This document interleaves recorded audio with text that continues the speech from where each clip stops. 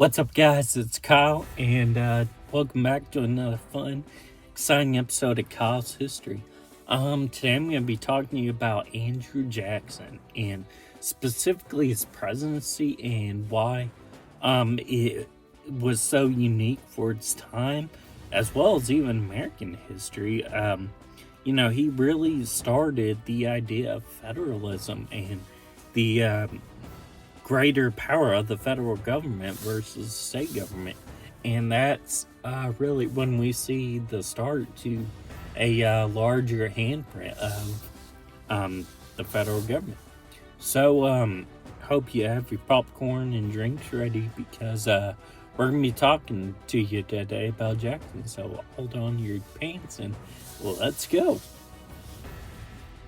Alright, guys, so to begin with, let's really discuss first of all, what role the federal government had back then. We're talking about the 1820s.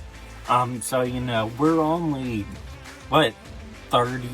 35 years post-revolution. And the reason we fought the revolution was to get rid of the idea of a centralized government power controlling a vast area that didn't have the best interest of certain areas against certain other areas. Everyone's different, municipalities, states, whatever. So, basically, that's the entire intent behind this idea of a constitutional republic, is that each state, defines its own boundaries and its own issues and rules itself, but still has a federal, umbrella, if you will, that it has to fall under. And so that's really where we see ourselves when Jackson gets appointed in 1828. Now, all the presidents before him, especially Washington, Jefferson, these guys were very much against getting involved with other nations. In fact, they were really the guys that pushed the agenda of isolationism. And this idea follows us all the way up to about World War I in that era. And so what we're talking about, isolation, is, America sticks to itself. America does not get involved with, European trouble, basically. America's not really going down to South America, get involved with South America or Canada or Asia. We're just gonna stick to our own self and deal with our own problems, deal with them when they come.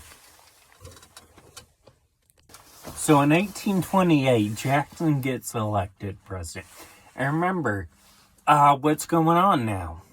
We are head and shoulders drowning in the Industrial Revolution. I mean, we're talking about northern industry is just producing, vast amounts of steel, plows, steam-powered boats, steam-powered even farm equipment. Trains are even starting to get become pretty popular at this time. So, Industrial Revolution's really taken off. And when Jackson gets elected in 1828, one of the first things he does, actually, is first of all, really pushes the military into a federal army. Remember, he was not a politician. He actually came from a career as a general. So, the military was a big thing to him. And one of the first things he did was actually help propel the military into a larger federal force than just state militias. And so that was the first thing he did.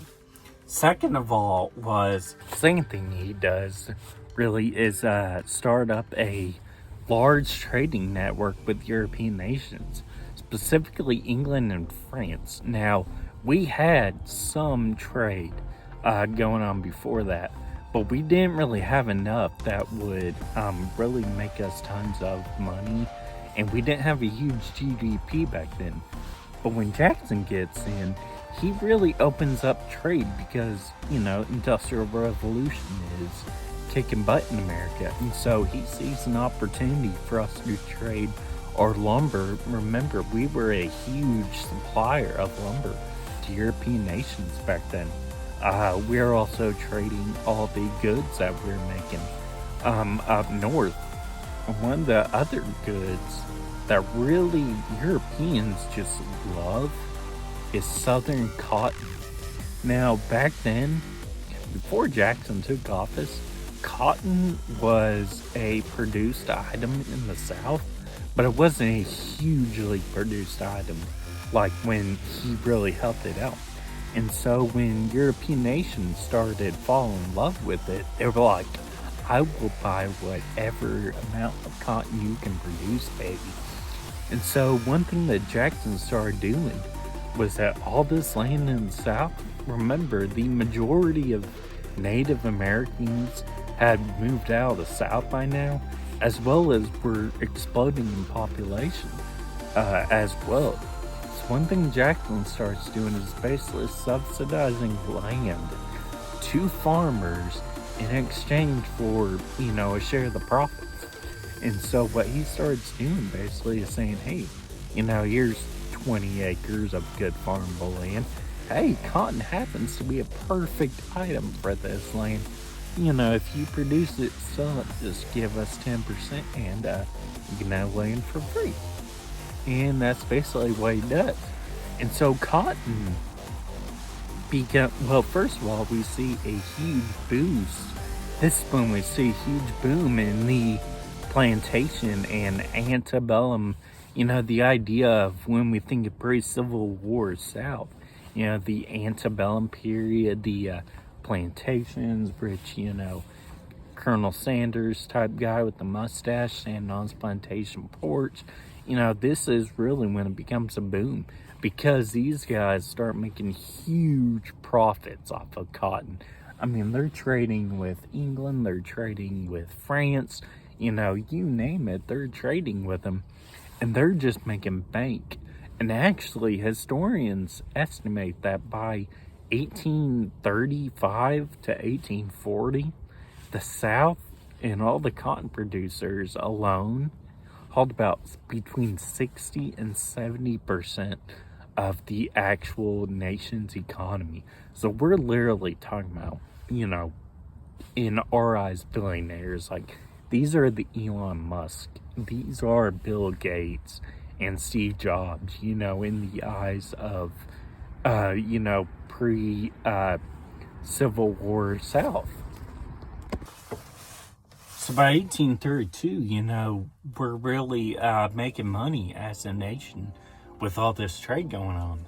The only problem is you had this little thing that was started by President Adams right before he left office, the guy that Jackson came after. Adams started this idea of protective tariffs. Now, a tariff is basically a tax on an important good. Back then, under Adams, we didn't have a huge trade network, so it didn't really affect too many people, primarily the South. However, when the economy started booming, we started really trading and, doing good with trade, all of a sudden these tariffs came back to start biting everybody in the butt. I mean, northern industries loved it because they were, some of the only producers of steel and stuff, steam-powered stuff in the world.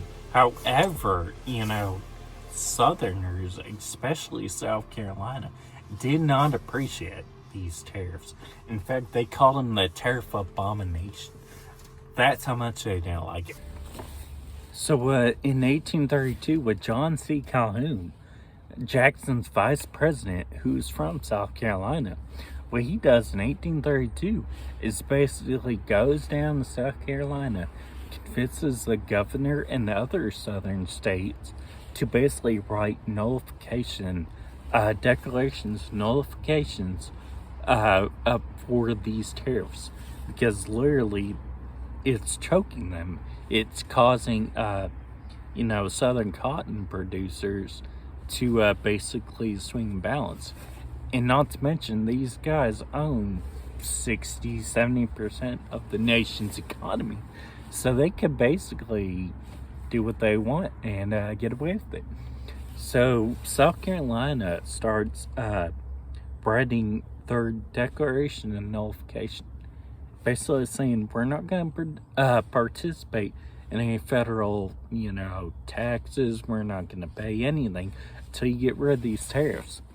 And Jackson, being the super, pacifist, nice, guy that he was, basically leans back and says, okay, South Carolina, you can do what you want. Yeah, that was a joke, guys. Jackson basically says, all right, you want to play a game?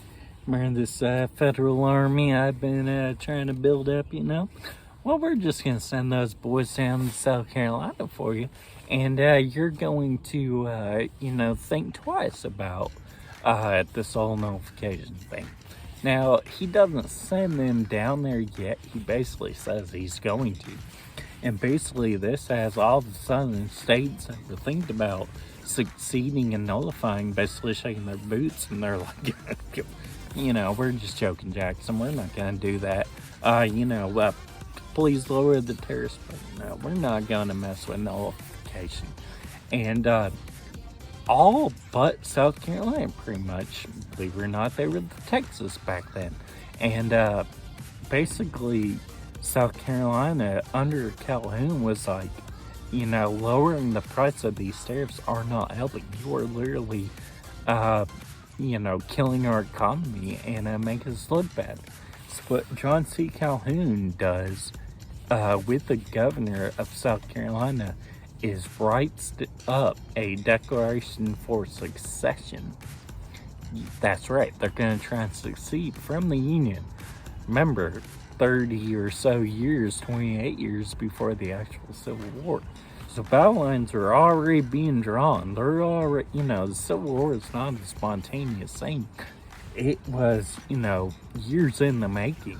And basically South Carolina's like, we're going to secede from the Union, and you ain't gonna do a thing about it, Jack, because, basically what they were saying was that we, the state, who, the state held the most power back then. The state was the most important. Basically what they were saying was that the federal government was reaching in and killing our economy, killing our production, interfering with our trade. And basically, we had the right at that point to succeed from the Union. Or at least, in theory, that's what they were saying. And basically, secession was a legal thing back then. So when South Carolina starts throwing around that word as succession, that's when things really heat up. Because now, Jackson writes back and says, well, I just signed a bill into law that says I can use military force on any citizen I want and any governorship that I want. And we can take over an entire state and run that state if you so threaten us with, say, succession. And so basically South Carolina's like, I guess, we ain't gonna go war with Jackson. Jackson actually said that I'm gonna march the federal troops down there, and we're going to march on the government, and we're going to hang all the treasonous guys that are trying to cause a civil war, basically. Basically, in 1833, after, about 2 years or so of all this nonsense going on, basically, Jackson's, already got the federal troops, staying in formation, nice uniforms on, and they're getting ready to march down there. Well, finally, Calhoun and the governor of South Carolina basically say, all right, guys, we don't want to go to war. We're going to quit and keep on with everything, and we're going to keep functioning with the Union. It's just, we ask that you please lower the tariffs, if not, get rid of them. So basically, Jackson, says, all right, guys, we're not going to go down there. It's over. Basically, peace is done. But he does keep the federal tariffs. He just lowers the number down dramatically. And so that diverts, the almost start of the Civil War.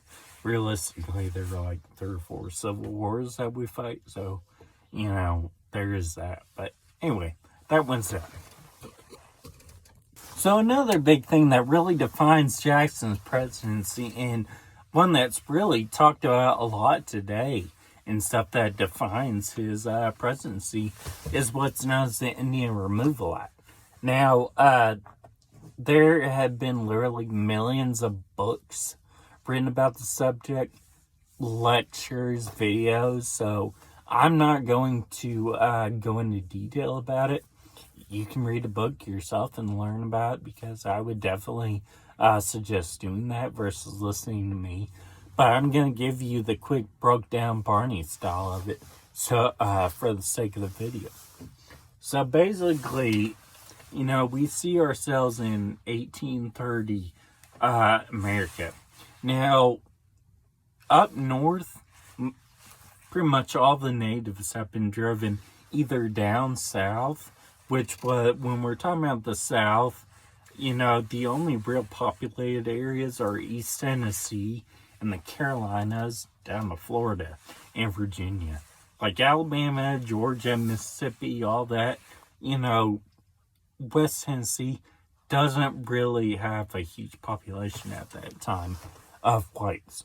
And so either the natives were chased down there, or they were moved west of the Mississippi River. So there's still pockets of them down in the South, but by 1830, the majority of natives were out of the South. So we fast forward to 1830. What we see... Alright, so 1830. Congress gets together a bill and writes it up. It passes both the House and the Senate, and Jackson writes off on it, and called the Indian Removal Act. What that says is that, you have 3 years, natives, to either get out, pack up your bags and leave, or, sell your land, or you have to stay and basically, give up the tribal lifestyle and adapt to American culture. Form your own town. I think you have to form a constitution, written language, written law, stuff like that. And so, at first, for the first 2 years, the bucket was kind of getting kicked around, and a lot of the smaller tribes have moved out, or they sold their land and got rid of it and left, or a lot of little tribes would actually stay, and they would actually, abide by laws. They'd start their own town, stuff like that. So the big tribes like the Cherokee, they were the ones that were really holding off and weren't, trying to leave. And things were going somewhat slowly, but it was kind of moving along. But, keep in mind, 1832, Jackson really gets hungry for this new land down south to give to these farmers who can, mass produce cotton to really blow up the economy again. So what he does, before he does anything, one big Supreme Court case comes down that really throws everything upside the wall. And it's called Worcester versus Georgia. And to explain the case, basically, this missionary was down in Georgia. Now, he was white, but he was basically living on Cherokee land, being a missionary to them, teach them to read and write in English, how to write down the language, stuff like that. And basically, in order to live on native land, you had to get a permit from the state, and he never got a permit. Somehow, a lawsuit happened, and it made its way all the way up to the Supreme Court. And basically, the ruling said, what it came down to say is that, natives, they are members of their tribe, and they live in the state, but they are not subject to state laws. They are subject to federal laws, and they are basically citizens of a federal government, but not a state government. And that's essentially what it came down to. Or at least that's what the majority of people thought. Woo, okay, Indians get to stay. They're part of the state. Well, Jackson, when he heard this ruling, basically he was like, I'm sorry, all I heard was, they're subject to me and the federal laws. They're not subject to us. And so, or the state. And so what Jackson then does is, by the time he gets wind of it, it becomes 3 years already for the act.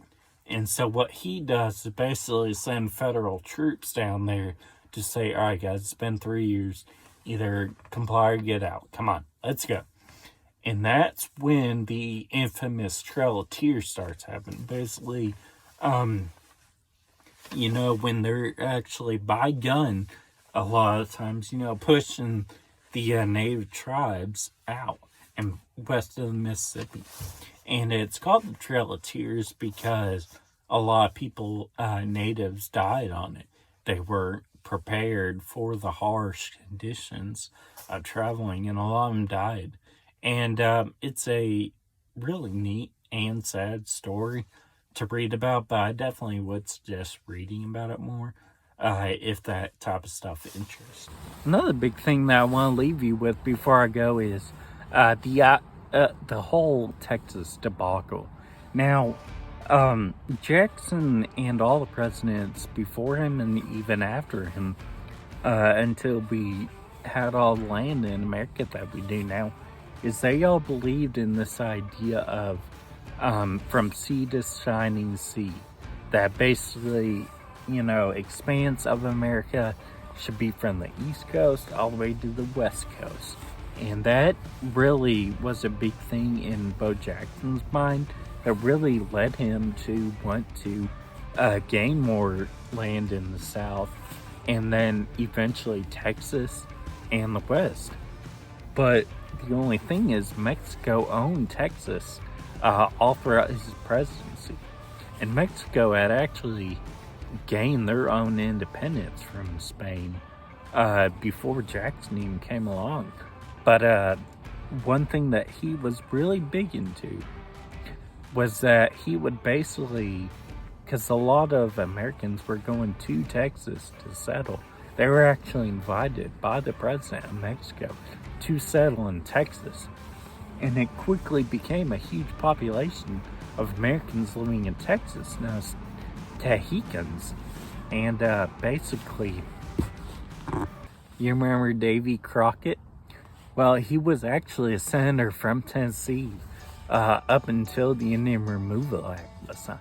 In fact, he voted no on the Indian Removal Act, and when it was still passed, that's when he gave his infamous, screw you guys, I'm going Texas. And him, Jim Bowie, and a lot of others that were famous Americans, mind you, they were taking up their guns, taking up their livelihood, and moving to Texas so that they could really, basically they were dual citizens of both America and Mexico. And that's really when all the debacles really start getting in, because Jackson was basically sending, basically Texas was begging Jackson to send federal troops in, take over Texas, make us America. And Mexico was like, we're trained by world power. You really want to mess with us? And so Jackson did not want to start a war with anybody, but especially one that was trained by a world power like Spain.